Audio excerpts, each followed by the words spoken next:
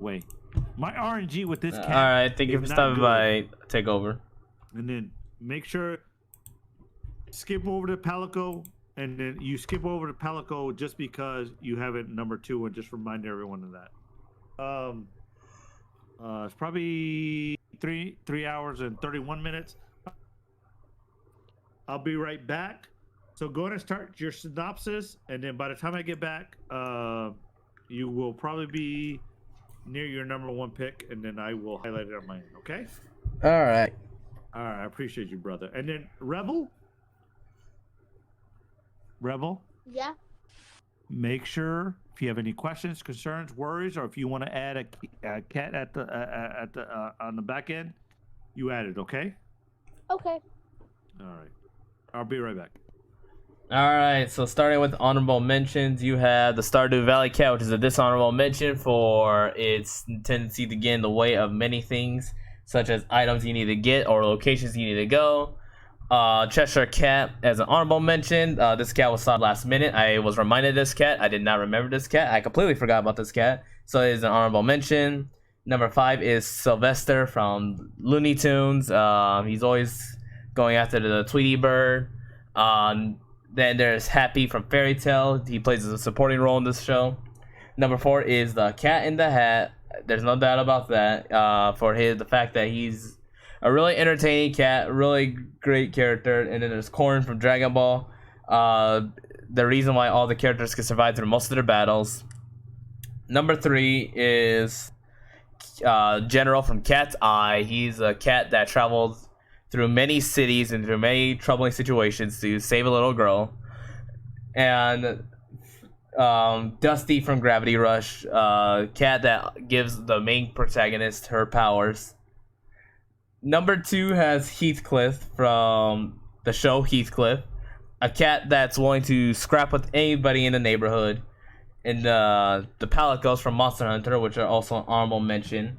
However, they are number 2 for the fact they play such a strong supporting role to the hunter, as well as the fact that they are a very versatile ally. And number 1, you have Garfield from the cartoon Garfield, as well as the Garfield comic strips and various movies and media. And then we have one final number 1, which will be announced shortly.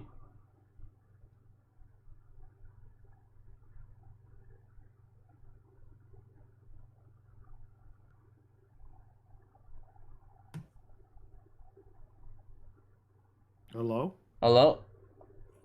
What happened? Oh, I'm done. You don't? What was your number 1? Oh, I didn't announce it yet. I was waiting for you. Yeah. What's your number 1? My number 1 is going to be Morgana, the mascot of Persona 5, the cat that almost. Wait, real quick. I'm gonna end the game. I think maybe the game itself. It's probably not recognizing him. Doom Crusher, give me a second. This is a bad break, but anyone, if you're listening to this video on YouTube, which is what it's going to show on, make sure you hit that subscribe button.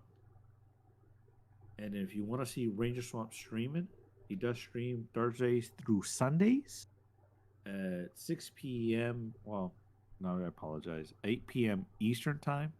On Saturdays, he does stream on 10 p.m. Eastern time. So make sure you catch him. And so go ahead and finish with Morgana. All right. The game, you guys all join. So Morgana is a cat from the game series Persona, specifically Persona 5 and the game's sequels that come with that.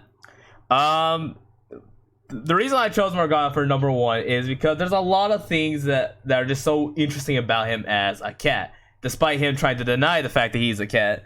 And that's one of the biggest things in the games is he will constantly tell you he is not a cat. And it's the fact a lot of his mannerisms are interesting because he always referred to himself as probably the best at what he does. And I find that funny because when you think about it, he just sort of does his own thing. like you would expect from a cat. You know, he's sort of. And some people would think of him as annoying because he's not sort of like a subservient being, but I think that just adds to his character. He goes through his own things. He's not just this one-dimensional being. He's got he's just as much of a character as anyone else is. I think he kind of plays his own role in a sense in the area he's in. Of course, he's always traveling with the main character, Joker. In the real world, he does travel in his bag, looking like a cat, essentially. Yeah. Despite his protests, and I think it's just fun. I think it's just fun to sort of have that dynamic where Morgana does sort of play that, not really a mentoring role, but sort of looks out for the others in any way he can. And despite being a smaller creature, he's willing to put his life on the line in order to, you know, protect his fellow thieves. Yeah. Overall, I think he's a really neat character.